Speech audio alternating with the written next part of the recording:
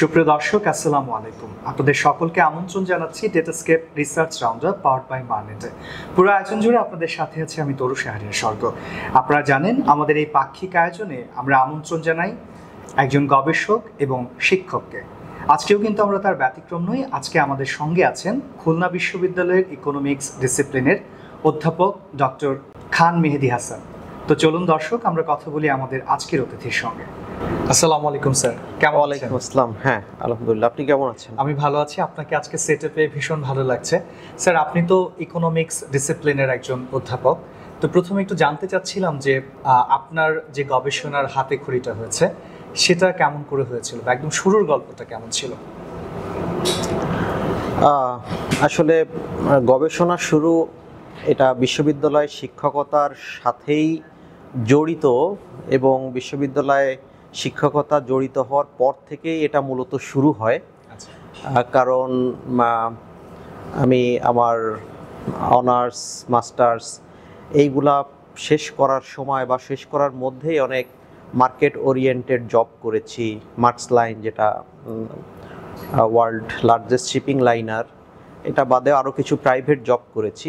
তো তখন থেকে ঠিক কাজের স্বার্থে খুব একটা বা কোনো রিসার্চ প্রয়োজন হয়েছে বা করেছি ঠিক এমন না। তো বিশ্ববিদ্যালয়ের শিক্ষকতা পেশার সঙ্গে আসলে রিসার্চ বা গবেষণা এটা প্রায় ওতপ্রোতভাবেই জড়িত, অনেক সময় অনেকটা আপনি রিকোয়ারমেন্ট বলতে পারেন।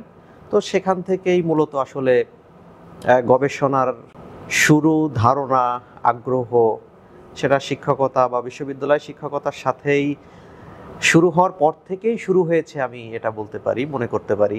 আচ্ছা, আমি এটা আপনি যেটা বললেন যে একাডেমিকভাবে পড়া এবং পরবর্তী সময় চাকরি জীবন, যেটা হচ্ছে একদম ইন্ডাস্ট্রিতে আপনার যে কাজের জায়গাটা, সেটার থেকে আপনি বিশ্ববিদ্যালয়ে যখন জয়েন করেছেন তখন আপনার রিসার্চের জায়গাটা ফ্লারিশ হয়েছে। সেই গল্পটা আমি শুনবো, আমার একাডেমি এবং ইন্ডাস্ট্রির কোলাবোরেশনের কথা। কিন্তু আমরা একটু ব্যাকগ্রাউন্ডটা আর একটু শুনতে চাই, যেটি হচ্ছে যে আপনি পিএইচডি করেছেন।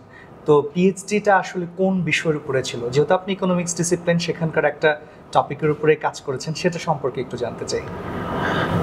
আমার পিএইচডি গবেষণাটা আসলে একটা এক্সপেরিমেন্টাল স্টাডি। এক্সপেরিমেন্টাল স্টাডিটা মূলত যত ধরনের ইন্টারভেনশন আছে তার আউটকামটা মেজার করার অন্যতম একটা টুলস ধরা হয় এক্সপেরিমেন্টাল স্টাডি। মূলত এই ধরনের স্টাডিতে যখন কোনো একটা পার্টিকুলার গ্রুপকে কোনো ধরনের ইনসেন্টিভ দেওয়া হয়, তথ্য দেওয়া হয়, কোনো ম্যাটেরিয়াল বা অন্য কোনো ধরনের সহযোগিতা প্রদান করা হয়, তার ওই ব্যক্তি গোষ্ঠী উপরে কি প্রভাব পড়লো সাধারণত এক্সপেরিমেন্টাল স্টাডিতে সেটা মেজার করা হয়। তা আমার স্টাডিটা পিএইচডি গবেষণার একটা মূল বিষয় ছিল এক্সপেরিমেন্টাল স্টাডি, যেটা আমি লিংনান ইউনিভার্সিটি হংকং এবং স্টার্লিং ইউনিভার্সিটির স্কটল্যান্ড এর একটা একাডেমিক এক্সচেঞ্জের মাধ্যমে আমার স্টাডিটা সম্পন্ন হয়। আচ্ছা, আমরা এইটার একেবারে ইনডেপথ আরও আলোচনায় যাব। তার আগে একটু জানতে চাচ্ছি যে আপনি অর্থনীতিকেই হচ্ছে গবেষণার বিষয়বস্তু হিসেবে কেন বেছে নিলেন? যদিও আপনার ডিসিপ্লিন অর্থনীতি, কিন্তু এখানে যেটা হচ্ছে যে আপনি ইন্টারডিসিপ্লিনারি জায়গাতে যেতে পারতেন বা অন্যান্য জায়গাগুলো তৈরি হতে পারতো, কিন্তু আপনার কাছে কেন মনে হলো যে একদম স্পেসিফিক এই রিলেভেন্ট সাবজেক্টে বা এই রিলেভেন্ট টপিকটাই নিয়ে আমি কাজ করব? এটা খুবই স্বাভাবিক। যখন আপনি বিশেষ কোনো সাবজেক্ট চয়েস করবেন, তো সেই এরিয়াতেই আপনার কাজ করতে হবে, এটাই প্রায় স্বাভাবিক। যিনি বাংলা বিষয় পড়বেন, যিনি সাহিত্য নিয়ে পড়বেন, তিনি সাহিত্য নিয়ে গবেষণা করবেন। সো আমরা যেহেতু ইকোনমিক্সের ছাত্র, এখনও পড়াশোনা করাই, তো প্রথমত আমাদের কাজের ফিল্ড এটা হবে, এটা মানে প্রায় একটা স্বাভাবিক ঘটনা।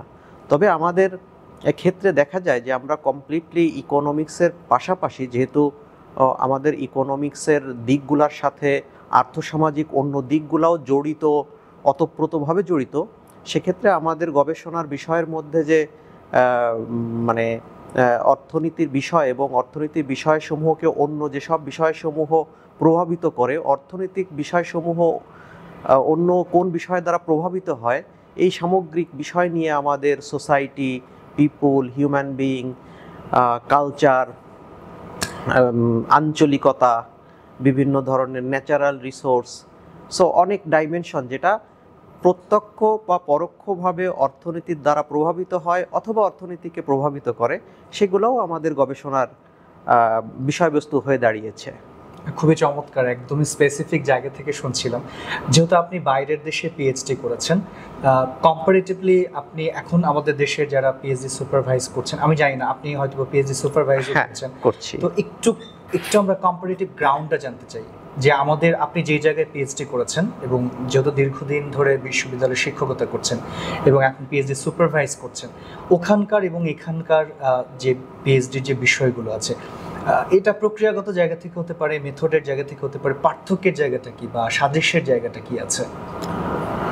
আসলে মানে এটা পুরোপুরি কম্প্যারিজনের গ্রাউন্ডটা হয়তো আমার কাছে নাই, কারণ এক একটা ফিল্ড, এক একটা সাবজেক্টের গবেষণার ধরন আলাদা। তবে বড় দাগে নলেজ বেজে কন্ট্রিবিউট করা, তো যে ক্ষেত্রেই একজন পিএইচডি গবেষক বা যিনি গবেষণা করছেন তাদের একটা মূল জায়গা থাকে যে এক্সিস্টিং নলেজের সঙ্গে আমরা আর কি অ্যাড করতে পারি। তো আমার মনে হয় এই যে দর্শন, এই দর্শন থেকে দেশ এবং বিদেশ কোনোটাই আলাদা না। হ্যাঁ, কোনো ক্ষেত্রে হয়তো বিচ্যুতি ঘটতে পারে, বাট এটা হওয়া উচিত না। তবে কিছু ফ্যাসিলিটিস, স্ট্রাকচার, এই ধরনের পার্থক্য তো অবশ্যই আছে। একটা উন্নত দেশ, তার কারিকুলাম, পড়াশোনার পরিবেশ, বিশেষ করে পিএইচডি গবেষণা করার জন্য নির্দিষ্ট সাপোর্ট, এই সাপোর্ট সাধারণত একটা উন্নত দেশে বেশি থাকে। যারা সায়েন্স, অন্য ফিল্ডেও গবেষণা করছেন, সেখানে ল্যাবরেটরি, এই গবেষণাগুলো পরিচালনা করার জন্য যে কিছু আর্থিক সক্ষমতা, প্রকাশনা, বিভিন্ন সেমিনার কনফারেন্সে পার্টিসিপেট করা, সো এই জিনিসগুলো দেখা যায় যে আপনি যখন একজন সুপারভাইজারের সঙ্গে কাজ করছেন, শিখছেন, এইটার বাইরে গিয়েও যখন আপনার গবেষণার ফলাফলটা একটা ব্রডার কমিউনিটির কাছে উপস্থাপন করছেন, তখন এইগুলার থেকে ফিডব্যাক আসা, এটা আপনার নিজের গবেষণাকে সমৃদ্ধ করে, একইভাবে আপনার নলেজটা কমিউনিটির অন্য লোকজনও জানতে পারে। গবেষণার গুরুত্ব দিন দিন বেড়েই চলেছে। উচ্চশিক্ষা কিংবা চাকরির ক্ষেত্রে এগিয়ে থাকতে হলে নিজের নামে কিছু পাবলিকেশন থাকা অত্যন্ত জরুরি। মার্নেট দিচ্ছে 100টিরও বেশি থিম এবং সাব থিমে অথর এবং কো অথর হিসেবে গবেষণায় অংশগ্রহণের সুযোগ, যেখানে থাকছে 10,000 টাকার সমমূল্যের 5টি কম্প্রিহেন্সিভ ট্রেনিং। তাছাড়াও গবেষণার প্রতিটি ধাপে থাকছে নিয়মিত মেন্টরশিপ, থাকছে মার্নেটের ফ্রি মেম্বারশিপের সুযোগ। এছাড়া আপনার পছন্দ মতো আন্তর্জাতিক ইন্ডেক্স জার্নালে গবেষণা প্রকাশের সহায়তা তো থাকছে। তাই আর দেরি না করে এখনই রেজিস্ট্রেশন করুন।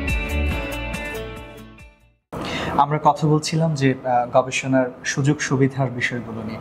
একটু আপনার কাছে জানতে চাইবো যে এখন কন্টেম্পোরারি বাংলাদেশে কি কি বিষয়, আসলে এটা তো প্রেক্ষাপটগত জায়গা থেকে একটা ভিন্নতা আছে এবং সামাজিক এবং নানান প্রেক্ষাপট থেকে নতুন নতুন গবেষণার ক্ষেত্র আবিষ্কৃত হচ্ছে।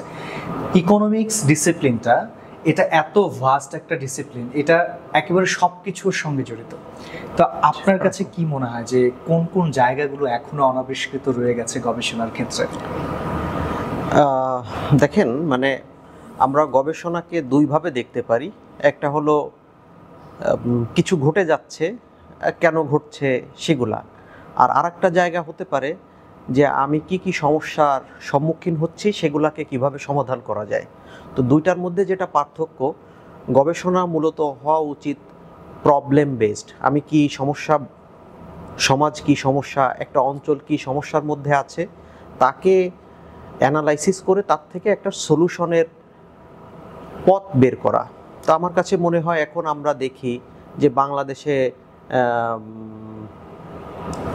উচ্চশিক্ষিত বেকারের সংখ্যা বেশি। তাহলে এখন গবেষণা করার প্রয়োজন, শিক্ষার সমস্যা আছে কি না, পড়াশোনার মানের ধরন নিয়ে কোনো সমস্যা আছে কি না, যারা শিক্ষার্থী ব্যাচেলর মাস্টার্স প্রোগ্রাম শেষ করছেন তাদের মাইন্ডসেটে কোনো সমস্যা আছে কি না। কারণ আমি দেখেছি যে একটা ভালো রেজাল্ট করেও একজন ছাত্র ছাত্রী শিক্ষার্থী সে 3 বছর 4 বছর 5 বছর ওয়েট করছে, নাকি আমাদের শিক্ষা নীতিতে, কর্মনীতিতে কোনো সমস্যা আছে। তো এই ধরনের অসংখ্য জিনিস একটা আমার কাছে এখন মনে হয়। আমার কাছে মনে হয় যে এই আমাদের দেশে আমরা দেখি যে বিভিন্ন 1 কোটি বা তার বেশি লোক বিদেশে কাজ করে, আমরা যে পরিমাণ রেমিটেন্স পাই সেটা তো আসলে মনে হয় কম। তাহলে এটা কেন প্রপার চ্যানেলে আসছে না, কিভাবে এগুলাকে আনা যায়? আমি যদি বাংলাদেশের বিভিন্ন অঞ্চল দেখি, কৃষিক্ষেত্রে, অর্থনৈতিক ক্ষেত্রে, যে একটা জায়গায় জমি আছে কিন্তু কেন চাষ হচ্ছে না, একটা জায়গায় কি করলে সেখানকার ল্যান্ড প্রোডাক্টিভিটি, ফসলের প্রোডাক্টিভিটি বাড়ানো যায়, একটা জায়গায় পদ্মা সেতু হচ্ছে তা এরপরেও কেন ইন্ডাস্ট্রিয়াল ইনভেস্টমেন্ট এক জায়গায় যাচ্ছে না।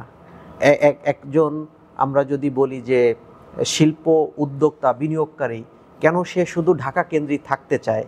তাহলে সরকারি কোন পলিসি নিলে আমরা একটা অঞ্চলে বিশেষ কোনো শিল্প স্থাপন করতে পারি? সম্প্রতি বৈষম্য বিরোধী আন্দোলন হয়ে গেল। আমি যদি বাংলাদেশের অর্থনৈতিক, রাজনৈতিক, সামাজিক এবং অর্থনৈতিক দিক থেকে চিন্তা করি, তাহলে একটা অঞ্চলের সঙ্গে আর একটা অঞ্চলের ব্যাপক পার্থক্য রয়েছে। চট্টগ্রামের যে বন্টনের ব্যাপারটা বা জোন তৈরি করা, সেই জায়গাটার কথাই বলছি। তো স্বাভাবিকভাবে আপনি যদি এখন কুড়িগ্রামে কোনো কাজের সৃষ্টি, কাজের সুযোগ না থাকে, সে কুড়িগ্রাম থেকে তো একজন ব্যক্তি চট্টগ্রামে আসবে, ঢাকাতে আসবে, এটা স্বাভাবিক। তো একইভাবে শুধুমাত্র কাজের সৃষ্টি না, শিক্ষার পরিবেশ, শিক্ষা প্রতিষ্ঠান, স্বাস্থ্য, অন্যান্য যে নাগরিক সুবিধা, রাস্তা, অবকাঠামো, এই জিনিসগুলোর মধ্যে বৈষম্য আছে কিনা? তাহলে যদি বৈষম্য থাকে তাহলে একটা অঞ্চলের শিশুরা সে সঠিকভাবে শিক্ষা পাবে না, একটা মানুষ সেখানে কাজের সুযোগ সৃষ্টি কম থাকাতে সে তার নাগরিক জীবন ব্যাহত ঘটবে, সে অন্য সামাজিক প্রবলেমগুলো সেইখানে তৈরি হবে। তো এখন আমাদের গবেষণার বস্তু সেগুলা হতে পারে যে আমাদের জাতীয় যে বাজেট ডিস্ট্রিবিউশন, সেখানে আমরা কি পলিসি নিলে একটা অনুন্নত অঞ্চলকে আমরা উন্নত করতে পারি, কোন অঞ্চলটা সব থেকে পিছিয়ে আছে তার জন্য আমার স্পেশাল অ্যালোকেশন থাকছে কি না। তো আমি মনে করি যে বাংলাদেশের অসংখ্য প্রায়োগিক সমস্যা রয়েছে, বাস্তব সমস্যা রয়েছে। তো আমার কাছে মনে হয় এটা যে ফিল্ড থেকেই হোক, এরকম বাস্তব সমস্যা ভিত্তিক গবেষণা হওয়া উচিত, যার মাধ্যমে আমরা সেই সমস্যাগুলোকে। সম্পূর্ণ প্রশ্নের জায়গায় যেতে চাই। আপনি যেটা বলছেন যে এটা হচ্ছে একটা ভাস্ট এরিয়া নিয়ে কাজটা হচ্ছে, সেক্ষেত্রে গবেষকের কি এই গবেষণা যে করছেন তাকে কি এই জায়গায় এই সিলেক্টিভ জায়গায় আসতে হবে, নাকি এটা কাঠামোগত জায়গা? আমি যদি একটু ব্যাকগ্রাউন্ডের কথা বলতে চাই, সেটা হতে পারে এটা তো গবেষণার যে প্রাপ্ত তথ্য বা উপাত্তগুলো, সেটা পলিসি মেকিংয়ের সাথে জড়িত, তারপর ডিসিশন মেকিংয়ের ক্ষেত্রে জড়িত। এখন আবার যারা ফ্রিল্যান্স গবেষণা করছেন বা যারা হচ্ছে কোনো সংস্থার হয়ে কাজ করছেন, তারা এক ধরনের পলিসি মেনটেন করে কাজ করছেন, বা যারা একাডেমিশিয়ান হিসেবে কাজ করছেন তাদের আরেক ধরনের পদ্ধতিগত জায়গা আছে। পদ্ধতি বলতে আমি স্ট্রাকচারের কথা বলছি না, আমি গবেষণার মেথডের কথা বলছি, আমি প্রক্রিয়ার কথা বলছি। তো সেক্ষেত্রে একাডেমিয়া এবং ইন্ডাস্ট্রির কোলাবোরেশন, অথবা যারা রিসার্চ ফার্ম আছে, ডেটাস্কেপের মতো হতে পারে বা অন্যান্য যারা আছে, তাদের আসলে করণীয়টা কি? যেমন আপনি যে কথাটা বলছেন, আমার কাছে মনে হলো যে সমন্বয়ের একটা অভাব আছে। হ্যাঁ, সেক্ষেত্রে আমাদের আসলে কি করা যেতে পারে? খুবই চমৎকার চমৎকার উপাত্ত আপনার কাছ থেকে পাচ্ছি গবেষণার ক্ষেত্রের জায়গা থেকে। না, এখন যেটা বললেন যে বিভিন্ন প্রতিষ্ঠান, আমি যদি সেটা সরকারি বা বেসরকারি বলি, ওনারা কিভাবে গবেষণাকে সাহায্য করছেন, কোন ধরনের টপিক নির্বাচন করছেন, তো এই জায়গাটা যারা গবেষণা পরিচালনা করার জন্য বিভিন্ন আর্থিক অথবা অন্য সহযোগিতা প্রদান করে থাকেন, তারা প্রথমে দেখতে পারে যে আমাদের জাতীয় সমস্যার কোন জায়গাগুলোকে আমরা দেখতে পারি। একইভাবে যদি আপনি ইন্ডিপেন্ডেন্ট রিসার্চারের দিক থেকেও দেখেন, তো একজন গবেষক তিনিও দেখতে পারেন যে আসলে আমার কোন জায়গাটায় আগ্রহ আছে। তবে সাধারণত দেখা যায় যে খুব ব্যক্তিগতভাবে কোনো সহযোগিতা ছাড়া কোনো ধরনের গবেষণা একটু করা কঠিন। তো সেক্ষেত্রে শিক্ষা প্রতিষ্ঠান হোক, অন্য বিভিন্ন দাতা সংস্থা হোক, তারা যে ধরনের সহযোগিতা প্রদান করে থাকেন, এটা দুই ধরনের গবেষণা হতে পারে। একটা হচ্ছে ওনারাই প্রায়োগিক সমস্যাগুলোকে যদি আইডেন্টিফাই করে দেন এবং তার একজন গবেষক গবেষণা করে বের করতে পারেন যে এর থেকে কিভাবে উত্তরণ ঘটানো যায়। একইভাবে শিক্ষা প্রতিষ্ঠানও তার সংশ্লিষ্ট বিভাগ ডিসিপ্লিনকে এ বিষয়ে উৎসাহ প্রদান করতে পারে। তো এইগুলা দেখা যায় যে একটা হলো গবেষণার ক্ষেত্র নির্বাচন, বাকি যেটা বললেন পদ্ধতি, নিশ্চয়ই সাধারণ একাডেমিক গবেষণা এবং বাস্তবিক সমস্যাগুলোর সমাধান প্রকল্পে যে গবেষণাগুলো হয়ে থাকে এর মধ্যে কিছু পদ্ধতিগত পার্থক্য অবশ্যই আছে। তবে সেক্ষেত্রে যদি গবেষক অথবা তাদেরকে আগ্রহী করা যায়, তাদের ক্যাপাসিটি বিল্ড আপ করার জন্য সরকারি অথবা বিশ্ববিদ্যালয় পর্যায়ে বা অন্য দাতা সংস্থার কাছ থেকেও এই সংশ্লিষ্ট কোনো প্রশিক্ষণের ব্যবস্থা করা যায়, তাহলে আমার মনে হয় যারা গবেষক আছেন তাদের আগ্রহ এবং ক্যাপাসিটি দুটাই বৃদ্ধি পাবে। খুবই চমৎকার। আপনি যেহেতু একেবারে একাডেমিশিয়ান, একাডেমিক সেক্টরের মানুষ, আমি একটু জানতে চাইছি আপনার কাছে একাডেমিক পরিসরে গবেষণার চ্যালেঞ্জগুলো আসলে কী কী? সেটা হতে পারে ফান্ড রাইজিংয়ের ব্যাপার বা অন্যান্য অপরচুনিটিসগুলো আছে, এটা আপনার দৃষ্টিভঙ্গি থেকে। হ্যাঁ, গবেষণার চ্যালেঞ্জ একটা আপনি অলরেডি বলেছেন যে অনেক সময় ফান্ড একটা সমস্যা হতে পারে। আর একটা ক্ষেত্র হয় যে আমি যে বিষয়ে গবেষণা করতে চাচ্ছি, আমার কাছে যেটা মনে হয় যে এটা একটা বাস্তব সমস্যা, এই সমস্যার জন্য আসলে আমার নির্দিষ্ট কোনো ফান্ড কালেক্ট করার অপশন আছে কি না। তো যদি সরকার অথবা অন্য দাতা সংস্থা সেই ধরনের নির্দিষ্ট টপিক নির্ধারণ করে দেন, তাহলে তো আমাদেরকে সেই ধরনের টপিকেই গবেষণা করতে হয়। আর বাকি একটা হতে পারে যে বিভিন্ন দাতা সংস্থা, সরকার, একাডেমিশিয়ান যারা আছে এনাদের একটা সমন্বয় ঘটানো যেতে পারে, যে দাতা সংস্থা বিভিন্নভাবে সহায়তা প্রদান করে থাকেন, তারাও তাদের গবেষণার মাধ্যমে যে নির্দিষ্ট ক্ষেত্র নির্ধারণ করে দেন। একইভাবে আঞ্চলিক প্রাধান্যতা, যে অঞ্চলে যেসব গবেষক কাজ করে থাকেন ওনাদের সাথে আলোচনা করে গবেষণার ধরন নির্ধারণ, কর্মপ্রক্রিয়া, বাজেট, কর্মপদ্ধতি, সময় এবং কিভাবে সমন্বয় করা হবে। তো আমার কাছে মনে হয় যে প্রধান সমস্যাটা যে আমার গবেষণা আসলে কাজে লাগছে কিনা, এই কালচারটা একটা নির্দিষ্ট দেশে কেমন। আমি একজন একাডেমিশিয়ান হিসাবে একটা গবেষণা প্রস্তাব করলাম, এটা হয়তো আমি সেই গবেষণাটা কার কাছে তুলে ধরছি, এটা যদি নির্দিষ্ট সরকারি দপ্তর, যারা পলিসি মেকিং বডি আছে তাদের কাছে প্রথমত পৌঁছানো, এবং পৌঁছানোর পরেও এই কালচারটাও দেখা যে ওনারা এই সম্ভাব্য সমাধানগুলোকে এটা বাস্তবযোগ্য কিনা, প্রণয়নযোগ্য কিনা, যদি সেগুলা বিবেচনা করছেন কিনা, এবং প্রণয়নযোগ্য হলে সেটা জাতীয় নীতি নির্ধারণে অথবা পলিসিতে সেগুলাকে নিয়ে আসছেন কিনা। আমরা যদি একেবারে একটা সামারাইজ করতে চাই, আমাদের যতগুলো পডকাস্ট হয়েছে এখানে যারা এসেছেন তাদের একটা জায়গায় যে ঐকমতের ব্যাপারটা, সেটা হচ্ছে যে রিসার্চার রিসার্চ করছেন, কিন্তু সেটাকে যখন পলিসি লেভেলে ইমপ্লিমেন্টেশনের জায়গা আছে, সেই জায়গার একটা বিশাল বড় গ্যাপ রয়েছে, সমন্বয়হীনতার ব্যাপার রয়েছে। একেবারেই যদি আমাদের একদম 50-52 বছরের স্বাধীনতা পরবর্তী সময়ের এই যে জায়গাটা, এই জায়গায় সবারই একটা কমন বা মোটা দাগে যেটার অভিযোগ বলবো না আমি, এটা একটা ফাইন্ডিংস। আই থিঙ্ক একেবারেই যদি আপনি বলছিলেন যে প্রবলেম সলভিংয়ের ব্যাপার বা প্রবলেমেটিক জায়গা থেকে শুরু করা, এটার একটা বিশাল বড় গ্যাপ রয়েছে। আমরা আশা করি যে আমাদের এই অনুষ্ঠানের মাধ্যমে বা আমাদের ওপিনিয়ন হচ্ছে যে এই গ্যাপটা যদি আমরা ভাঙতে পারি সরকারের মাধ্যমে, বেসরকারি উদ্যোগে, সেটা একটা ভালো ফলাফল নিয়ে আসবে। আমি স্যার আরেকটু বিষয় জানতে চাই যে আপনি একটা দীর্ঘ সময় ধরে আসলে এই নিরন্তর প্রক্রিয়ার সাথে যুক্ত আছেন, গবেষণা, শিক্ষকতার।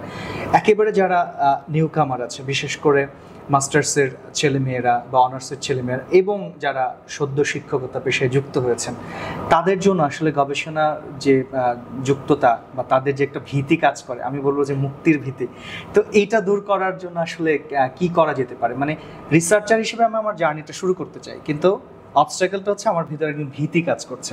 কিন্তু রিসার্চের গ্রাউন্ডে যখন একজন ঢুকে যাচ্ছে তখন সে এই মজাটা ডিসকভার করতে পারে। তো একদম অগ্রজ গবেষক হিসেবে আপনার কাছ থেকে জানতে চাই, যারা নতুন আছে তারা কিভাবে এই ভীতিটা দূর করতে পারে বা শুরু করতে পারে কিভাবে? দেখেন, এটা যে কোনো কাজের ক্ষেত্রে ভীতি দূর করার একটাই উপায়, সেটা হলো শুরু করা। আচ্ছা, মানে হাঁটিতে শেখে না শিশু, না খাইয়া আছাড়। তো দেখা যায় যে স্টার্ট করাটা জরুরি। এখন শুরুটা কিভাবে হবে? আপনি যেটা বললেন যে নবীন শিক্ষক, তার জন্য কিভাবে হবে, একজন স্নাতক অথবা মাস্টার্স পর্যায়ের শিক্ষার্থীর জন্য কিভাবে হবে। তো আমি মনে করি যে মাস্টার্স পর্যায়ের অথবা কমপক্ষে যে এই এই এই এই যে কোনো সাবজেক্টের ক্ষেত্রে, সেটা থিসিস, রিসার্চ, যে যে নামেই কোর্স থাকুক, এইটাকে একটা নির্দিষ্ট পর্যায়ে শিক্ষার্থীদের সেই সুযোগটা রাখা। প্রথমত এটা কারিকুলামে অন্তর্ভুক্ত করা, দ্বিতীয়ত হচ্ছে যে এই শিক্ষার্থীগুলা যে গবেষণা করবে তার জন্য ন্যূনতম একটা সহায়তা রাখা, প্রণোদনা রাখা। এটা হতে পারে একটা যে তথ্য উপাত্ত সংগ্রহ, সায়েন্স ফিল্ডের জন্য কিছু এক্সপেরিমেন্ট করা। তো এইগুলার জন্য এটা ছাত্র প্রতি একটা সহায়তা থাকতে পারে, অথবা বিশ্ববিদ্যালয় বা ডিপার্টমেন্ট পর্যায়ে ন্যূনতম একটা সাহায্যর সুযোগটা রাখা। এটা গেল যে তাকে প্রথম ধাপে আমি কিভাবে গবেষণার মধ্যে নিয়ে আসলাম। তারপরে আগ্রহ যেটা বললেন, এটাকে একটা যদি সাকসেসের মধ্যে আনতে হয়, তাহলে যে নির্দিষ্ট সুপারভাইজার আছেন, গবেষণা করছেন, তাদের সাথে সঠিকভাবে কাজ করা, এই যে টপিকটা নির্ধারণ করা হলো সেই টপিকে কোন ধরনের কাজ হয়েছে সেগুলাকে জানা, বিভিন্ন সময় আমাদের কাজগুলা বিভিন্ন রিজিয়ন, আফ্রিকা, এশিয়া, ইউরোপ পার্সপেক্টিভে কিভাবে হয়, তো এই কাজগুলা জানার পরে আসলে দেখা যায় গবেষণাটা শুরু হবে। এবং গবেষণাগুলাকে সেইভাবে নির্দিষ্ট কারিকুলাম, সময়ের মধ্যে সময়বর্তিতা মেনে চলে সেই কাজগুলাকে শেষ করা। তারপরে দেখা যায় যে আমরা যেটাকে আসলে রিসার্চের কিছুটা সাকসেস বলি, সেটা হলো এই রিসার্চটা একাডেমিক কমিউনিটির কাছে কিভাবে পৌঁছাবে। তার একটা উপায় হলো বিভিন্ন সেমিনার, কনফারেন্স, সিম্পোজিয়াম, এগুলাতে অংশগ্রহণ করা, এবং চূড়ান্তভাবে এটার একটা রেকর্ড থাকে যখন এটা স্বীকৃত কোনো জার্নালে পাবলিশড হয়। আমি এই প্রসঙ্গটাতে আসতে চেয়েছিলাম, আপনি যেহেতু শুরু করেছেন, ওটা সম্পূরক প্রশ্ন দিয়ে একটু জানতে চাচ্ছি। হাই ইম্প্যাক্ট জার্নালের ক্ষেত্রে যে ধরনের ক্রাইটেরিয়া বা যে ধরনের গঠন কাঠামো আছে, সেটা নবীন গবেষকের ক্ষেত্রে অনেক সময় ফুলফিল হতে পারে না বা করতে পারে না। সেই যে লুপগুলো থাকে, সেটার জন্য একটা কাঠামোগত জায়গা থেকে আগালে সে হয়তো ভালো কিছু করতে পারে। কিন্তু হাই ইম্প্যাক্ট জার্নালের ক্ষেত্রে, বিশেষ করে আপনার ডিসিপ্লিন যেটা ইকোনমিক্স আছে, সেক্ষেত্রে তাদের কি কি স্পেশাল প্রিপারেশনগুলো নেওয়া লাগতে পারে? একেবারে ভালো মানের ইন্ডেক্স জার্নাল, যেগুলো কিউএস র্যাঙ্কিং 1, 2 এরকম জায়গায় প্রকাশের ক্ষেত্রে। হ্যাঁ, আমাদের এটা কিছুটা সত্য যে হাই ইম্প্যাক্ট জার্নাল মানেই একটা কোয়ালিটি সম্পন্ন জার্নাল, কিন্তু মানে সব সময় এটা একেবারেই স্ট্রেট ফরওয়ার্ড সমীকরণ না। দেখা যায় যে গত 2 বছরের মধ্যে ওই জার্নালটা কতবার অন্য সাইটেশন হয়েছে। তো কখনো কখনো দেখা যায় যে কিছু টপিক থাকে contemporary, high demanding, new, so সেটা অসংখ্যবার সাইটেশন হতে পারে। তো আমাদের সেই আলোচনাতে না গিয়ে মূলত আসলে যে একটা কোয়ালিটি সম্পন্ন জার্নালে যাওয়ার জন্য যে সমস্যাগুলা, সেটা হলো আসলে শুরু করা। বিশেষ করে শুরু করা বলতে যে নিশ্চয়ই এটা একদল গবেষক বা একজন গবেষক সেটা তাদের গবেষণা সম্পূর্ণ করে অন্য একটা রিভিউ কমিটির কাছে বা জার্নাল অথরিটির কাছে প্রেরণ করেন। তো এই প্রেরণ করাটা থেকে অনেকের মধ্যে একটা ভীতি কাজ করে, বিশেষ করে যে শব্দটা আপনি বললেন যে হাই ইম্প্যাক্ট ফ্যাক্টর, যে অনেকের মধ্যে ধারণা থাকে যে আমি কি আসলে হাই ইম্প্যাক্ট দিয়ে শুরু করব, আমার কি কোয়ালিটি সেরকম আছে, অথবা আমাকে কি ছোট থেকে শুরু করতে হবে। তো আমার কাছে মনে হয় যে মানে জার্নালের কন্টেন্ট দেখে, ওনাদের প্রকাশিত অথবা ওনাদের যে সম্পাদিত যে গবেষণাটি আছে, ওনারা যদি মনে করেন যে না, এটা আমাদের নতুন একটা ডাইমেনশন অ্যাড করেছে, তাহলে জার্নাল কর্তৃপক্ষের কাছে আসলে প্রেরণ করা উচিত। তো কিছু কিছু ক্ষেত্রে দেখা যায় যে ওনারা যদি মনে হয় যে না, জার্নালটা কাছাকাছি আছে অথবা মানের ঘাটতি আছে, তাহলে ওনারা তো কিছু নির্দেশনা দিবেন। তো আমার ক্ষেত্রে যে জার্নালটি কোনো প্রকাশকের কাছে পাঠানো, এটা ভীতির কোনো কারণ নাই। ওনারা তো নির্দিষ্ট একটা সমাধান দিয়ে দিবেন, অথবা একেবারেই বলতে পারেন তখন আমি এক্ষেত্রে আরও কিছু কোয়ালিটি আপডেট করে যে ধরনের সাজেশন তারা দিয়ে থাকেন। তো এই প্রক্রিয়ার মধ্যে যদি ঢোকা হয়, তাহলে কমপক্ষে আমি আমার ল্যাকিংসটা জানি। তো যখন একদল গবেষক বা তরুণ শিক্ষার্থী, তরুণ গবেষক দল বুঝতে পারবেন আমার দুর্বলতা কোথায় আছে অথবা কোন জায়গাটা নতুনভাবে অ্যাড্রেস করতে হবে, তখন তো উনি সমাধান এক প্রকার পেয়ে গেলেন, তখন কাজের একটা বেসিক কোয়ালিটি হ্যাঁ আপডেট হয়ে যাবে। আর একেবারে একটা বেসিক ইনস্ট্রাকশনও দেয়া থাকে, বিশেষ করে এই সমস্ত জার্নালের ক্ষেত্রে, সেটাও সে ফলো করতে পারে। তো আমার কাছে এটাই মনে হয় যে একটা চ্যানেলে ঢোকা মানে হ্যাঁ হতে পারে কখনো কখনো আমার দুর্বলতা আছে, কিন্তু আমি তো দুর্বলতাগুলার জায়গাগুলো বুঝতে পারবো এবং তখন কাজ করার সুযোগ থাকে। তো সবার কাছে একটা জিনিস মনে হয় যে একবারেই আমি ফলাফল পাওয়ার মতো পর্যায়ে আছি কিনা। তো আমি তাদের প্রতি আমার মানে সাজেশন বলেন, অনুরোধ বলেন, এরকম থাকবে যে আপনারা আগে একজন এক্সপার্টের কাছে দেখান। স্যার আমি এই জায়গায় একটা বিষয় একটু জানতে চাচ্ছিলাম, সেটা হচ্ছে যে প্রপার স্কুলিংয়ের ব্যাপার। আমি একটু আপডেটেড জায়গা বা একটু হায়ারার্কি লেভেলের পিএইচডি মানে থিসিসের ব্যাপারে একটু জানবো, কথা বলবো। যেটা হচ্ছে যে আমাদের ম্যাক্সিমাম ক্ষেত্রে দেখা যায় যে আমরা যে স্কুলিংয়ের মধ্য দিয়ে বেড়ে উঠছে বিশ্ববিদ্যালয়ে, সেখানে প্রপার স্কুলিংটা, রিসার্চের যে মেথোডোলজি বা অন্যান্য যে ব্যাপারগুলো আছে, সেই জায়গায় কি স্টুডেন্টরা 6 মাসের একটা কোর্সের মধ্যে বা 1 বছরের 200 নম্বরের একটা কোর্সের মধ্যে পরিপূর্ণভাবে সেই জিনিসটা কি পেয়ে থাকে? দেখেন, গবেষণা একটা কারিকুলামের মধ্যে যখন আনা হয়, এটা আপনি পরিপূর্ণ গবেষক হওয়ার জন্য সমস্ত সহযোগিতা পাবেন, পরিপূর্ণ ম্যাচিউরড গবেষক হয়ে উঠবেন, এটা না। এটা কারিকুলামে যখন এই গবেষণা শুরু করা হয়, এটা আগ্রহ তৈরি করা, একটা নির্দিষ্ট মানের মেথোডোলজি, নলেজ, টুলস, টেকনিক্স শেখানো, এবং এরপরে যার আগ্রহ থাকবে উনি কারিকুলামের মধ্যে হোক এবং পরবর্তী কর্মজীবনে অথবা ব্যক্তিগত আগ্রহের জায়গাটা থেকেই আসলে শিখে নিতে হবে। কিন্তু একটা প্রোগ্রামের, একটা সেমিস্টারের অথবা অল্প নির্দিষ্ট সময়ের মধ্যে আপনি পুরোপুরি শিখে উঠতে পারবেন, তবে যার আগ্রহ বেশি থাকে সে এই অল্প সময়ের মধ্যে তার জায়গাটা অনেক শানিত করতে পারে। তবে এই যে অর্জিত জ্ঞান, যে টেকনিক্সগুলো একজন শিক্ষার্থী শিখে থাকে, এটা পরবর্তীতে কাজে লাগানো, এটাকেই, এই ধারাবাহিকতাটা ধরে রাখা, এটাই আমি মনে করি যে গবেষণার শেখার ক্ষেত্রে একটা বড় সুযোগ, এবং যারা এই ধারাবাহিকতাটা রাখতে পারে না সেটা একটা বড় অন্তরায়। আচ্ছা, খুবই চমৎকার, একেবারে আমি খুব সুন্দর করে এই জিনিসটার আনসার পেয়ে গেলাম। স্যার একটা ছোট্ট বিজ্ঞাপন বিরতি নিব, বিরতির পর আবার ফিরে আসবো। গবেষণার গুরুত্ব দিন দিন বেড়েই চলেছে। উচ্চশিক্ষা কিংবা চাকরির ক্ষেত্রে এগিয়ে থাকতে হলে নিজের নামে কিছু পাবলিকেশন থাকা অত্যন্ত জরুরি। মার্নেট দিচ্ছে 100টিরও বেশি থিম এবং সাব থিমে অথর এবং কো অথর হিসেবে গবেষণায় অংশগ্রহণের সুযোগ, যেখানে থাকছে 10,000 টাকার সমমূল্যের 5টি কম্প্রিহেন্সিভ ট্রেনিং। তাছাড়াও গবেষণার প্রতিটি ধাপে থাকছে নিয়মিত মেন্টরশিপ, থাকছে মার্নেটের ফ্রি মেম্বারশিপের সুযোগ। এছাড়া আপনার পছন্দ মতো আন্তর্জাতিক ইন্ডেক্স জার্নালে গবেষণা প্রকাশের সহায়তা তো থাকছে। তাই আর দেরি না করে এখনই রেজিস্ট্রেশন করুন। প্রিয় দর্শক, আপনারা দেখছেন research round up powered by মার্নেট। আপনাদের সাথে আছে আমি তরু শাহরিয়ার স্বর্গ, এবং আমাদের সাথে আছেন যথারীতি অধ্যাপক ডক্টর খান মেহেদী হাসান। তো আমরা স্যারের কাছে আবার আলোচনায় ফিরবো, তার আগে একটি কথা বলে নিতে চাই। আমরা বলছিলাম যে রিসার্চের স্কুলিংয়ের কথা। আপনারা নিশ্চয়ই আমাদের বিজ্ঞাপনে জানতে পেরেছেন ডেটাস্কেপ এবং মার্নেট একটি নতুন প্রকল্প হাতে নিয়েছে। যারা একেবারে উদ্যমী তরুণ গবেষক হিসেবে আমাদের সঙ্গে যুক্ত হতে চান, তারা কিন্তু এই অফারটি লুফে নিতে পারেন। তো চলুন আমরা আমাদের আলোচনায় ফিরে যাই। স্যার, বিজ্ঞাপন বিরতির পর আবার আপনাকে স্বাগত জানাচ্ছি আমাদের পডকাস্টে।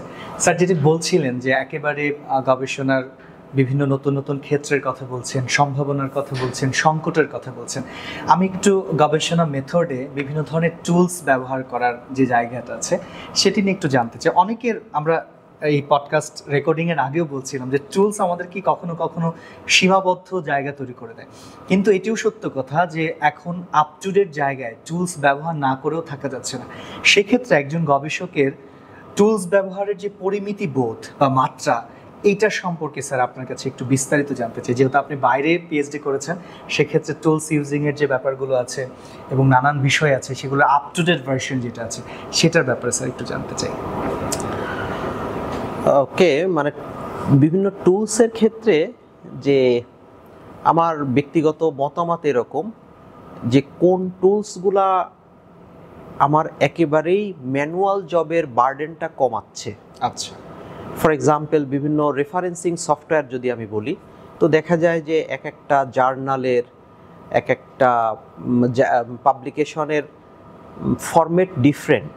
তো এই ডিফারেন্ট ফরম্যাটটা জানলেই হলো। তো এই জায়গায় একটা টুলস আমি যদি জাস্ট একটা আমার যে সাইটেড জার্নালগুলা সন্নিবেশিত করা হয়েছে এগুলাকে ম্যানুয়ালি যদি ডিফারেন্ট কোনো ফরম্যাটে নিতে হয় তাহলে এটা সময় সাপেক্ষ ব্যাপার, এবং এর জন্য আসলে একটা পদ্ধতি জানলেই চলে এপিএস সিস্টেম থেকে অন্য কোনো একটা সিস্টেমে যাওয়ার জন্য।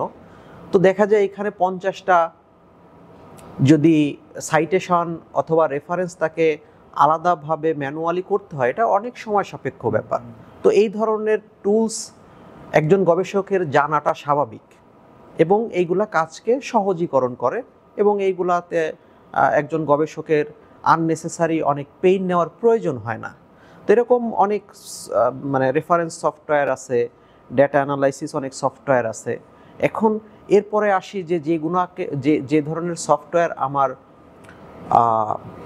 অ্যানালাইসিসকে সমৃদ্ধ করে। তো এই অ্যানালাইসিসকে সমৃদ্ধ করার জন্য বিশেষ করে যারা কোয়ান্টিটেটিভ অ্যানালাইসিস করে থাকেন তার মধ্যে কিছু স্বীকৃত টুলস, কিছু সফটওয়্যার এইগুলা মোটামুটি অনেক দিন ধরেই প্রচলিত, এবং কোয়ান্টিটেটিভ ফাইন্ডিংসের ক্ষেত্রে এই ধরনের সফটওয়্যার ব্যবহার করাটা মোটামুটি স্বীকৃত হয়ে গেছে। আমি মনে করি যেগুলো কোয়ালিটেটিভ রিসার্চ, সেই কোয়ালিটেটিভ রিসার্চে এখন অনেক ধরনের সফটওয়্যার এসে গেছে যেখানে কন্টেন্ট অ্যানালাইসিস অথবা থিমেটিক অ্যানালাইসিস এবং ডেটা ফাইন্ডিংসের ক্ষেত্রে আরও বেশি সায়েন্টিফিক মেথড ফলো করা হয়। তো এই জায়গাগুলো আমি মনে করি এখন তাছাড়া শুধু অনেক ক্ষেত্রে আমাদের বিশেষ করে আর্থসামাজিক প্রেক্ষিতে যে গবেষণাগুলো হয়ে থাকে, তো অনেকগুলোর ক্ষেত্রে কোয়ান্টিটেটিভ অ্যানালাইসিস একটা দেয়, ফলাফল দেয়, কিন্তু এর কারণ কেন ঘটছে এগুলার জন্য কোয়ালিটেটিভ এলিমেন্টটা সেই হিসাবে যেটাকে মিক্সড মেথড রিসার্চ, এটা এখন যথেষ্ট পপুলার এরিয়া, এবং সরাসরি কোয়ালিটেটিভ রিসার্চও অনেক জায়গায় প্রয়োজন, অনেক টপিকে, কন্টেম্পোরারি ইস্যুতে। তো আমার কাছে মনে হয় যে এই উভয় ক্ষেত্রেই এক্ষেত্রে যে ধরনের টুল সফটওয়্যার আছে এর ধরনের সম্যক জ্ঞান থাকা প্রয়োজন, এবং কোন ক্ষেত্রে কোনটা লাগবে এটা তো গবেষণার ধরন বলে দেয়। তবে এটা একজন গবেষক অনেক ক্ষেত্রে এটা আমরা অনেক সময় ডিফারেন্সিয়েট করে ফেলি যে উনি কোয়ালিটেটিভ, উনি কোয়ান্টিটেটিভ। হ্যাঁ, এটা হতে পারে, কিন্তু আমি মনে করি যে আসলে একজন রিসার্চার হওয়া উচিত টপিক ভিত্তিক। সেই টপিক নির্ধারণ করে দিবে যে আমার মেথডের জায়গাটা কি হবে, যখন যে মেথড প্রয়োজন, যে সফটওয়্যার প্রয়োজন, যে টুলস প্রয়োজন উনি সেটা ব্যবহার করবেন। কিন্তু আমি এমন একটা টপিক নিয়ে কাজ করলাম যেখানে হয়তো কোয়ালিটেটিভ অথবা কোয়ান্টিটেটিভ একেবারেই স্যুট করে না, তাহলে আমার গবেষণাটা কি আমি ওই বিষয়ে যাব না, যদিও আমার আগ্রহ আছে। তো এটা একজন পরিপূর্ণ গবেষকের দুই দিকেই মিক্সচার থাকাটা প্রয়োজন। তবে অনেকে যার যার ফিল্ডের অনেকে ব্যক্তিগতভাবে পছন্দ করে থাকেন, এখানে দ্বিমতের কোনো বিষয় নাই। খুবই চমৎকার, একদম খুবই পার্টিকুলার জায়গা থেকে আমরা শুনছিলাম। আরেকটা ব্যাপার একটু স্যার জানতে চাই, যে গবেষণার ক্ষেত্রে কোলাবোরেশনের যে ব্যাপারটা আছে, সেটা যৌথ পাবলিকেশন হতে পারে, ক্রস বর্ডার ডেটা অ্যানালাইসিস হতে পারে, মেটা অ্যানালাইসিস হতে পারে। সেক্ষেত্রে আমাদের যারা বাংলাদেশের রিসার্চাররা আছে, বিশেষ করে আমাদের একাডেমিক পর্যায়ে আমি দেখছি একটা সীমাবদ্ধতা আছে। আমরা আসলে কোলাবোরেটিভ রিসার্চের ক্ষেত্রে হয়তো আমরা দেশীয় জায়গা থেকে আমাদের অথর, কো অথর এগুলো আমরা পাচ্ছি, কিন্তু এই যে ক্রস বর্ডার রিসার্চের ক্ষেত্রে বা যে ধরনের কোলাবোরেটিভ জায়গাটা তৈরি করা উচিত, সেটার ক্ষেত্রে স্যার একাডেমিশিয়ানরা বা যে একটা মিথস্ক্রিয়ার জায়গা রয়েছে সেটাকে বাড়ানো যেতে পারে কি করে? আমার কাছে এখনো মনে হচ্ছে, আমার অবজারভেশন, আপনার অবজারভেশন আলাদা হতে পারে, কোলাবোরেশনের জায়গাটাতে আমরা অনেকটা পিছিয়ে আছি। এটা থেকে উত্তরণের উপায়টা কি আসলে? আপনি যে আন্তর্জাতিক বিষয়টা বললেন, নিঃসন্দেহে সেক্ষেত্রে আমরা পিছনে। তবে আমি কোলাবোরেশনের জায়গাটাকে দুইভাবে দেখি। একটা আপনি ক্লিয়ারলি বর্ণনা করেছেন যে আমরা আন্তর্জাতিক কোলাবোরেশনে পিছায় আছি, আর একটা কোলাবোরেশন হতে পারে সেটা একটা নির্দিষ্ট দেশের মধ্যেই একটা ফিল্ডের গবেষকের সাথে আর একটা ফিল্ডের গবেষক। আমি যদি বলি যে সোশিওলজির স্টুডেন্ট গবেষকের সাথে ইকোনমিক্স কোলাবোরেশন, একজন একাডেমিশিয়ানের সাথে একজন পলিসি মেকিং বডির কোলাবোরেশন। তো এই যে মাল্টিডিসিপ্লিনারি কনসেপ্ট, এই মাল্টিডিসিপ্লিনারি মাল্টি শব্দটা মাল্টিভাবেই ব্যবহার হতে পারে। যে অ্যাকাডেমিশিয়ানের সঙ্গে পলিটিশিয়ান, পলিসি মেকারের সঙ্গে অ্যাকাডেমিশিয়ান একইভাবে মানে একই বিষয়ের উপরে একটা দারিদ্রতা নিরসনের ক্ষেত্রে অর্থনীতি, উন্নয়ন অধ্যয়ন, সমাজবিজ্ঞান এগুলা হতে পারে একেবারে যেটা রিলেভেন্ট জায়গা থেকে রিলেভেন্ট জায়গাটা থেকে। এখন তো আমরা দেখছি যে ইকোনমির সাথে একদম ক্লাইমেট ইস্যুটা একেবারে ওতপ্রোতভাবে জড়িত। হ্যাঁ, তো এটা চেঞ্জ হচ্ছে এবং এই যে চেঞ্জেসগুলো হচ্ছে সেই জায়গায় ইন্টারডিসিপ্লিনারি বা মাল্টিডিসিপ্লিনারি যে সংযোগ স্থাপন করার জায়গা, এটা মনে হয় এই সময়ের বা এই এরাতে এসে অনেক বেশি প্রাসঙ্গিক হয়ে উঠেছে। হ্যাঁ, আমাদের যখন সমসাময়িক নতুন ইস্যু আসে তখন তার সাথে আসলে অর্থনীতিও জড়িত হয়ে পড়ে। একটা সময় দারিদ্রতাকে তার কর্মজীবন, তার এমপ্লয়মেন্ট এগুলোর মধ্যেই থাকতো, কিন্তু যেটি আপনি বললেন যে এখন হয়তো ক্লাইমেট চেঞ্জের সঙ্গে দারিদ্রতা, তো ক্লাইমেট চেঞ্জ কিভাবে পরিমাপ করা হবে, আদৌ ঘটছে কিনা, এটা কিভাবে পভার্টিকে এফেক্ট করে, তো এরকম আরও অনেক ধরনের ইস্যু আছে যেখানে মাল্টিডিসিপ্লিনারি কনসেপ্ট অ্যাপ্লিকেশন করা প্রয়োজন। রাইট। দ্বিতীয় যেটা বললেন যে আন্তর্জাতিক কোলাবোরেশন, তো সাধারণত দেখা যায় যে আন্তর্জাতিক কোলাবোরেশন হওয়ার মাধ্যমগুলা কি, তো মাধ্যমগুলার একটা জায়গা আমার কাছে মনে হয়েছে সেটা হলো উচ্চশিক্ষার যে সুযোগগুলা আমাদের দেশ থেকে যেসব শিক্ষার্থী, যেসব শিক্ষক, যেসব অন্য সরকারি কর্মকর্তা বেসরকারি পর্যায়ে মাস্টার্স, পিএইচডি বা আরও উচ্চতর গবেষণার জন্য বিভিন্ন দেশের বিশ্ববিদ্যালয় এবং বিভিন্ন সংস্থার সাথে কাজ করে থাকেন, তো ইন্টারন্যাশনাল কোলাবোরেশনের সেটা একটি জায়গা হতে পারে। আমরা অনেক ক্ষেত্রেই দেখি যে একটা বিশ্ববিদ্যালয়ের সঙ্গে আর একটা বিশ্ববিদ্যালয়ের একটা এমওইউ সাইন হয়, একটা চুক্তি নির্ধারণ হয়, তো সেটা একটা জায়গা হতে পারে যে পড়াশোনার পরেও এই জিনিসগুলোকে ধরে রাখা, অথবা যেসব শিক্ষার্থী, শিক্ষক তাদের বিদেশি রিসার্চ ল্যাব, তাদের রিসার্চ টিম, সুপারভাইজার অন্য রিসার্চ বডির সঙ্গে কাজ করে থাকেন, সেমিনারে পার্টিসিপেট করতে গিয়ে আরও বিভিন্ন দেশের রিসার্চারের সঙ্গে তাদের পরিচিতি হয়, কোলাবোরেশন ঘটে, তো সেই জায়গাটায় সবার যদি একটা মাইন্ড সেট আপ থাকে যে আমি এই কোলাবোরেশনটাকে বৃদ্ধি করব যে যার জায়গাটার থেকে, তো এটা হচ্ছে ব্যক্তিগত উদ্যোগ। একইভাবে এইটাকে কিভাবে পৃষ্ঠপোষকতার মধ্যে আনা যায়, যেমন আমরা এর আগে আলোচনা করলাম যে গবেষণার ক্ষেত্রে সরকার, বিশ্ববিদ্যালয়, অন্য সংস্থা সহযোগিতা করতে পারে। এক্ষেত্রে যদি সহযোগিতার ক্ষেত্রে ইন্টারন্যাশনাল কোলাবোরেশনকেও একটু প্রাধান্য দেওয়া যায়, অথবা যে এগুলাকে আগ্রহী করা হয়, অথবা রিসার্চ ফান্ড পার্টিকুলারলি এই কোলাবোরেটিভ এরিয়াতেই দেওয়া হবে, তাহলে সেক্ষেত্রে আমাদের দেশ থেকে যেমন সুযোগ সৃষ্টি হয়, একইভাবে বিশেষ করে ইউরোপ, আমেরিকার অনেক কোলাবোরেটিভ অপরচুনিটি আছে। তো এই জায়গাগুলোকে কে এক্সপ্লোর করবে? বিশ্ববিদ্যালয়ের একটা উইং থাকতে পারে এই ইন্টারন্যাশনাল কোলাবোরেশনকে অ্যাড্রেস করা। আমি একাডেমিক পোর্শন থেকে এটা চিন্তা করেছি, বিশ্ববিদ্যালয় তার প্রাতিষ্ঠানিক জায়গা থেকে হয়তো বা করছে কিছু কিছু ক্ষেত্রে, বিশেষ করে বেসরকারি বিশ্ববিদ্যালয়ের ক্ষেত্রে এটা প্রবলভাবে দেখা যাচ্ছে যে এটা হচ্ছে, কিন্তু আমাদের সামগ্রিক জায়গা যেহেতু ম্যাক্সিমাম স্টুডেন্টরাই হচ্ছে আমাদের পাবলিক ইউনিভার্সিটিতে পড়ছে বা জাতীয় বিশ্ববিদ্যালয়ে পড়ছে, তাদেরকেও একটা হাবের মধ্যে নিয়ে আসা। এবং সব থেকে আমার যেটা আমি ল্যাকিংসটা মনে করি এই পডকাস্ট করতে যে এটা আমার এক্সপিরিয়েন্সটা হয়েছে, আমি একটু অনেস্টলি বলি আমিও নিজেও সমৃদ্ধ হচ্ছি, কিন্তু আমার কাছে যেটা মনে হয় যে আমাদের একটা হাব নেই। যেমন ধরেন আমরা একটা রিসার্চ নেটওয়ার্ক তৈরি করতে পারিনি এখন পর্যন্ত, একটা প্ল্যাটফর্ম ক্রিয়েট হয়নি, হয়তো বা ইন্ডিভিজুয়ালি ডক্টর মেহেদি করছে বা আরও একজন করছে, এরকম ইন্টারপার্সোনালি কানেকশন হয়ে একটা জায়গা তৈরি হচ্ছে, কিন্তু একটা রিসার্চ নেটওয়ার্ক বা একটা রিসার্চ হাব যদি সামগ্রিকভাবে প্ল্যাটফর্ম আকারে বা একটা সাংগঠনিক জায়গা থেকে হতো, সেটা আমার কাছে মনে হয় যে অনেকটা ইজি হতো। নিঃসন্দেহে এখন সেই ইজি কাজটা কিভাবে করা যায়, দুঃখিত, তো এক্ষেত্রে যে চ্যানেলগুলো আছে, একটা হলো আমরা প্রথমত দেখলাম যে আমাদের দেশের কিছু শিক্ষার্থী, কিছু গবেষক বিদেশে গবেষণা করতে যাচ্ছেন। ভিন্নভাবে যদি আমরা চিন্তা করি, আমাদের দেশে এসে গবেষণা করতে পারেন, পড়তে পারেন, এরকম বিদেশি শিক্ষার্থীদের আমাদের দেশে সুযোগ দেওয়া যায় কিনা।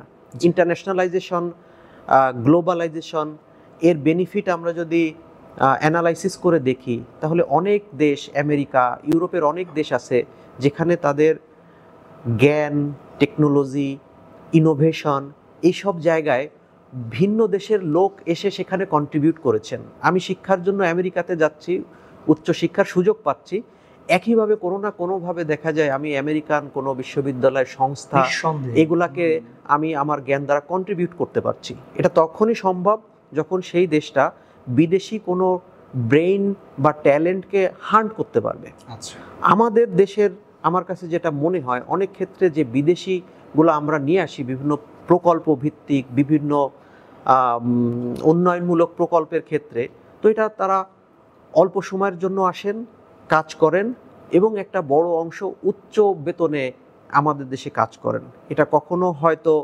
প্রকল্পের শর্তে নির্ধারণ করা থাকে, অথবা কখনো যদি একেবারেই সরকার নিরুপায় হয়, ওই ফিল্ডের এক্সপার্ট না থাকে, তাহলে হয়তো হায়ার করে নিয়ে আসেন। কিন্তু যেটাই করে থাকেন এটা এটা এটা প্রথমত যে আমাদের নলেজ বেস তৈরি হয় না।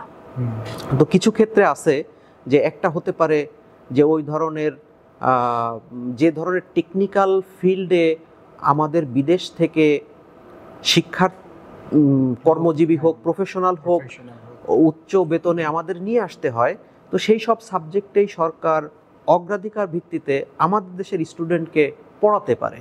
উদাহরণস্বরূপ রূপপুর যে বিদ্যুৎ প্রকল্প, আমরা সেখানে দেখি অনেক বিদেশি আছে। আমাদের যে বিভিন্ন অবকাঠামো নির্মাণ, ব্রিজ, কালভার্ট, আমাদের দেশের কিছু সম্পদ আহরণ, গ্যাস, কয়লা, বিদ্যুৎ, প্রাকৃতিক অন্য যে সম্পদ আছে, এর সব ক্ষেত্রেই মোটামুটি এখনও বিদেশি কোম্পানির উপরে, বিদেশিদের উপরে আমাদের নির্ভরশীলতা আছে এবং অনেক দিন থেকেই হয়ে আসছে। তো আমরা যদি শুধুমাত্র অল্প কিছু জায়গা নির্ধারণ করতে পারি যে তেল, গ্যাস সম্পদ আহরণ, এই ধরনের যে শিক্ষা আছে, এখানে খুব একেবারেই টপ এক্সিকিউটিভ পদে না হলেও যত ধরনের ছোট ছোট ক্ষেত্রে আমরা বিদেশিদের আমন্ত্রণ জানিয়ে থাকি, সেসব জায়গায় আমাদের দেশি শিক্ষার্থীরা কাজ করতে পারে। এতে আমাদের দেশের রেমিটেন্স সাশ্রয় হবে, আমাদের রিজার্ভের উপরে প্রভাব পড়বে এবং আমাদের বৈদেশিক নির্ভরতা কমবে, সাথে সাথে আমাদের দেশের সক্ষমতা বাড়বে। একেবারেই, কারণ হচ্ছে আমার কাছে এটি মনে হয়েছে যে আমরা আসলে এখন এই পরিবর্তিত পরিস্থিতিতে বা পরিবর্তিত অবস্থার মাধ্যমে এটা কিন্তু আমরা স্টার্ট করতে পারি। আরেকটা ব্যাপার হচ্ছে যে আমাদের সক্ষমতা নেই, এটাও একেবারে বললে ভুল মোটা দাগে। কারণ এই যে মেধাসত্ত্বের যে মিথস্ক্রিয়ার জায়গাটা আছে, এটা যদি আমরা একটু এক্সচেঞ্জ করতে পারি, একটু ভাগাভাগি করে নিতে পারি, তাহলে আমার কাছে মনে হয় যে এটা একটা ভালো জায়গায় যাবে, একটা স্ট্রেংথ তৈরি হবে। আমরা আসলে আলোচনাটা খুব গভীরে যাচ্ছে।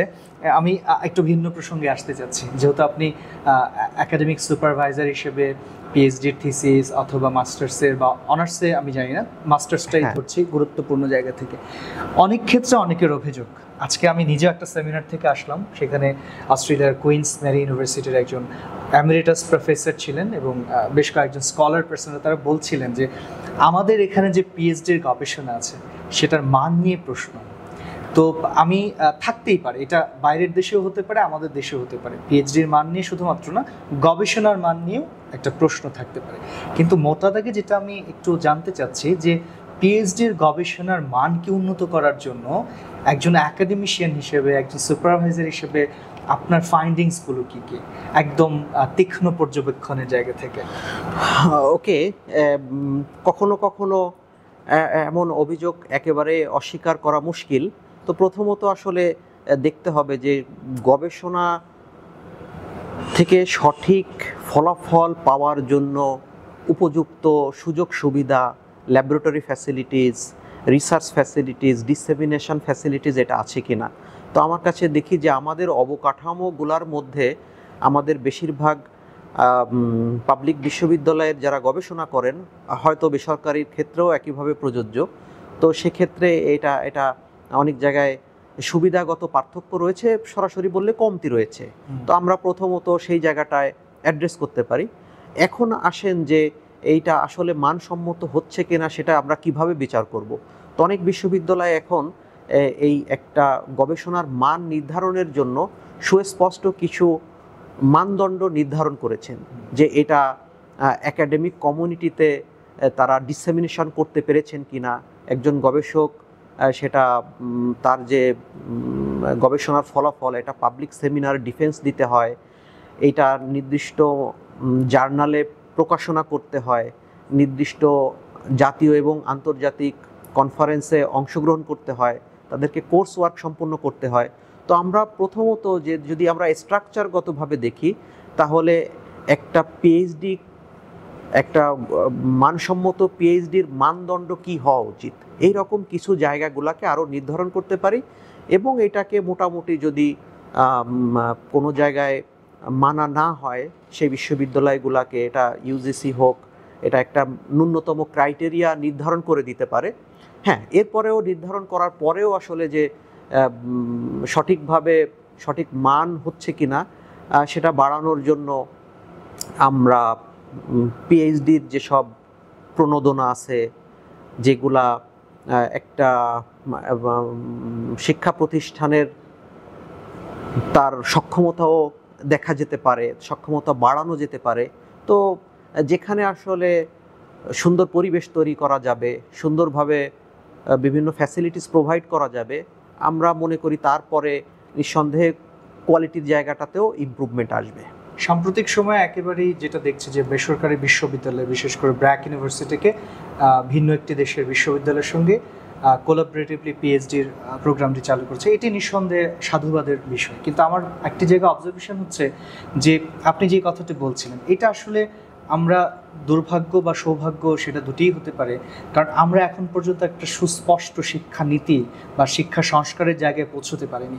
আরেকটি ব্যাপার হচ্ছে পিএইচডির ক্ষেত্রে মানদণ্ড নির্ধারণের যে বিষয়টি, এটি একটা বিতর্কিত প্রশ্ন হতে পারে। যেমন ধরেন, এক এক বিশ্ববিদ্যালয়ে এক এক রকমের যোগ্যতা দিয়ে পিএইচডির ক্যান্ডিডেটদেরকে নির্ধারণ করা হয়, এই জায়গায় একটা লুপের জায়গা আছে। তারপরে হচ্ছে আপনি ধরেন পারফর্মিং আর্টস, সোশ্যাল সায়েন্স বা ইঞ্জিনিয়ারিং ব্যাকগ্রাউন্ডের ক্ষেত্রেও বিভিন্ন ধরনের পোর্শনগুলো আছে কাঠামোগত জায়গায়। এবং সবথেকে বড় ব্যাপার হচ্ছে এক একটা বিশ্ববিদ্যালয় এক এক রকম করে তাদের যে গবেষণা কাঠামো বা গবেষণার যে একেবারে তাত্ত্বিক মানদণ্ডটা, সেটি কিন্তু তারা লিখিত বা কোনোভাবে কিন্তু ডিসক্লোজ করছে না, এটাও একটা ব্যাপার। তো সামগ্রিকভাবে যেটা আমার কাছে মনে হয় যে একটা বিশ্ববিদ্যালয়, একটা দেশে এক এক বিশ্ববিদ্যালয়ে এক এক ধরনের পিএইচডির এনরোলমেন্টের কেন সিজিপি এর মানদণ্ড নির্ধারণ করা হবে। আবার এমনও দেখা গেছে যে যেই মানদণ্ডে সে বিশ্ববিদ্যালয়ের শিক্ষক হচ্ছে, সেই মানদণ্ডে সে আবার পিএইচডিতে এনরোল করতে পারছে না, সেখানেও এক ধরনের বৈষম্য আছে। তাহলে যিনি হচ্ছে অভিন্ন নিয়োগ নীতিমালায় হচ্ছে শিক্ষক হিসেবে নিয়োগ পেয়েছেন, বিশ্ববিদ্যালয়ের শিক্ষক হয়েছেন, কিন্তু তিনি গবেষণা করার জন্য বা পিএইচডি করার জন্য এনরোলমেন্টের জন্য তার কোনো ধরনের ক্রাইটেরিয়া বা তা ফুলফিল হচ্ছে না, এটাও একটা বড় সমস্যা আমার কাছে মনে হচ্ছে। ইভেন অক্সফোর্ড বা অন্যান্য জায়গাগুলোতে এটা নিয়ে একটা কম্পারেটিভ লিটারেচারের জায়গা থেকে বা একটা লেখালেখি হয়েছে। তো এই লোকগুলো আসলে যদি আমরা উত্তরণ না করাতে পারি, তাহলে মনে হয় না যে কোনো জায়গা তৈরি করে। একেবারেই জাতীয় একটা ঐক্য দরকার বিশ্ববিদ্যালয়ের এই যে গবেষণার জায়গাটা, এটা আসলে কিভাবে করা যেতে পারে, একটু পরামর্শ চাচ্ছি। এক এক বিষয়ের মানদণ্ড বা ছাত্র নির্ধারণ, যোগ্যতা নির্ধারণের প্রক্রিয়া এটা আলাদা হতে পারে। Arts, humanities, social science, folklore, সাহিত্য, কিন্তু এটা যথার্থ বলেছেন যে এটা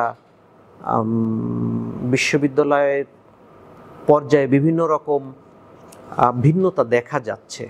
তো এই ভিন্নতা প্রথমত হলো যোগ্যতা নির্ধারণের ক্ষেত্রে হয়তো একটা নির্দিষ্ট নীতিমালা নির্ধারণ করা যেতে পারে, এবং এই কাজটা কে করবে, যেহেতু অনেকাংশে বিশ্ববিদ্যালয়ের পর্যায়ে তারা সিদ্ধান্ত নেওয়ার ক্ষমতা রাখেন, তো সেটা আসলে রেসপেক্টিভ বিশ্ববিদ্যালয় দেখবে। তবে আপনি যেটা বললেন, যদি আমরা এটাকে বড় রকমের কোনো ব্যত্যয় মনে হয়, তাহলে এটা অ্যাটেনশনে এনে এটা একটা ইউনিফিকেশনের জায়গায় আনা যেতে পারে। তো বিশ্ববিদ্যালয় পর্যায়ে এই ইউনিফিকেশন কাজটি সাধারণত ইউজিসি করে থাকেন। এটা ভালো হয় যে পিএইচডি গবেষণা এইগুলা সংশ্লিষ্ট বিশ্ববিদ্যালয়ে এটাকে নির্দিষ্ট যোগ্যতা মেনেই শিক্ষার্থী ভর্তি এবং নির্দিষ্ট যোগ্যতা অর্জন হওয়ার পরেই আসলে পিএইচডি ডিগ্রি প্রদান করবেন।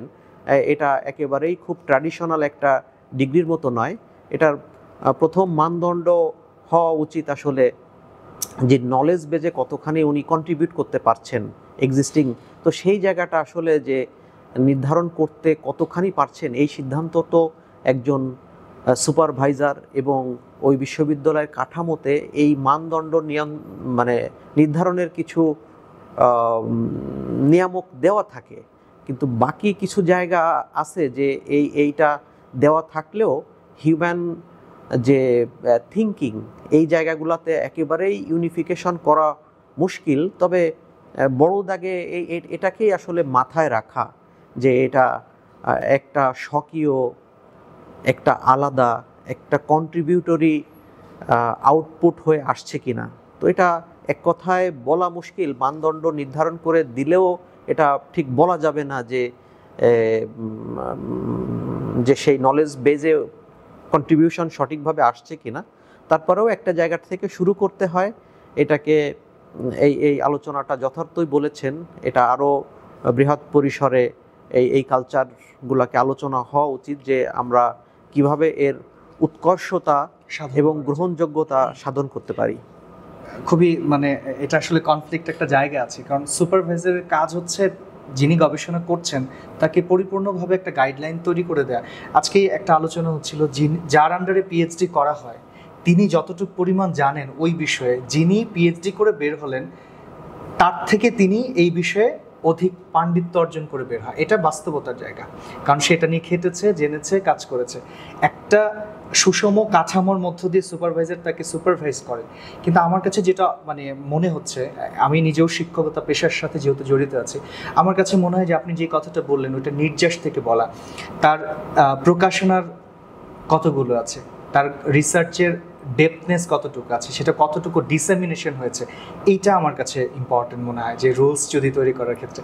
যাই হোক, আমাদের যদিও এটা পলিসিগত জায়গা থেকে নয়, আশা করি যে বিশ্ববিদ্যালয় মঞ্জুরি কমিশন একটা সমান্তরাল জায়গায় আসবে, কারণ তারা যেহেতু অভিন্ন নিয়োগ নীতিমালা নিয়ে কাজ করেছেন, পিএইচডির এই এনরোলমেন্টের ব্যাপারটা বিভিন্ন বিশ্ববিদ্যালয়ের সাথে বিভিন্ন বিশ্ববিদ্যালয়ের কম্পেয়ার করার জায়গাটা হয়েছে। ইভেন এটাও হয়েছে একেবারেই রেফারেন্সিয়াল জায়গা থেকে, অক্সফোর্ড বা অন্যান্য জায়গা থেকে যে ক্রাইটেরিয়া বা যোগ্যতার কথাটা বলা হয়েছে সেই জায়গাটা নিয়ে কিন্তু একেবারে লেখালেখি হয়েছে। আমরা আশা করি যে আমাদের এই রিসার্চ পডকাস্টে এটা আমাদের একটা ফাইন্ডিংস, আমরা তো আসলে নীতি নির্ধারণী পর্যায়ে নাই, কিন্তু আমরা একজন শিক্ষক হিসেবে, গবেষক হিসেবে এইটুকু মতামত দিতে পারি। স্যার, আপনাকে অসংখ্য ধন্যবাদ। আমরা একেবারে আলোচনা শেষ পর্যায়ে চলে এসেছি। যারা আমাদেরকে এতক্ষণ ধরে শুনছিলেন তাদের উদ্দেশ্যে ছোট্ট করে যদি কিছু বলেন স্যার প্লিজ। হ্যাঁ, আমরা